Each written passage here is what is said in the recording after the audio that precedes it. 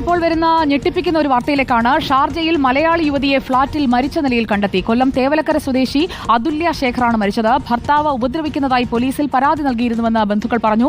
S Ranjith നമുക്കൊപ്പം. S Ranjith, ഷാർജയിൽ വിഭജികയുടെ മരണമുണ്ടാക്കിയ ഒരു നടുക്കം മാറിയിട്ടില്ല. അതിനു മുൻപാണിപ്പോൾ ചവറ സ്വദേശി അതുല്യ സതീഷിന്റെ മരണവാർത്ത കൂടി വരുന്നത്. ഭർത്താവുമായി ഏതെങ്കിലും തരത്തിൽ പ്രശ്നങ്ങൾ ഉണ്ടായിരുന്നോ? എപ്പോഴാണ് ഇവരെ മരിച്ച നിലയിൽ കണ്ടെത്തിയത്?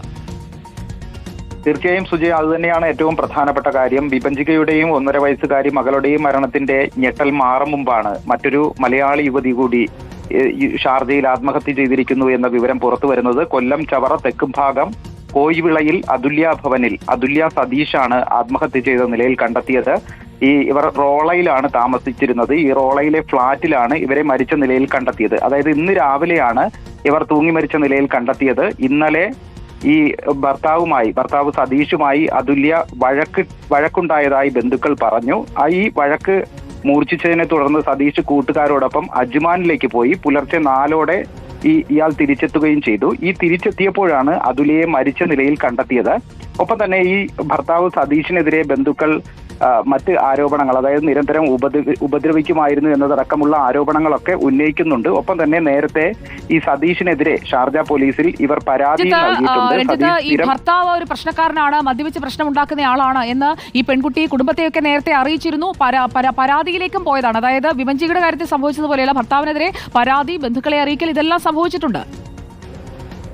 അതെ, തീർച്ചയായും. അതായത് നേരത്തെ തന്നെ ഷാർജ പോലീസിൽ ഈ പെൺകുട്ടി പരാതി നൽകിയിരുന്നു ഭർത്താവിനെതിരെ. അതായത് ഇയാൾ സ്ഥിരം മദ്യപാനിയാണെന്നും ഒപ്പം തന്നെ സ്ഥിരം ഉപദ്രവിക്കുന്ന ആളാണെന്നും ചൂണ്ടിക്കാട്ടിയാണ് ഷാർജ പോലീസിൽ നേരത്തെ പരാതി നൽകിയത്. അതായത് ബന്ധുക്കൾക്കൊക്കെ ഇയാൾ സ്ഥിരം ഉപദ്രവിക്കുന്ന ആളാണെന്നും മദ്യപാനിയാണെന്നും എന്നതടക്കമുള്ള കാര്യങ്ങൾ അറിയാമായിരുന്നു. ഇത് ഈ കുടുംബത്തിന്റെ ആരോപണം മാത്രമാണ്. ഇതുവരെ ഈ ഭർത്താവിന്റെയോ അല്ലെങ്കിൽ ഭർത്താവിന്റെ കുടുംബത്തിന്റെയോ ഒരു പ്രതികരണം നമുക്ക് ഈ ഘട്ടത്തിൽ ലഭ്യമായിട്ടില്ല. ഇത് ഇവർ എത്ര കാലമായി ഷാർജയിലുണ്ട്?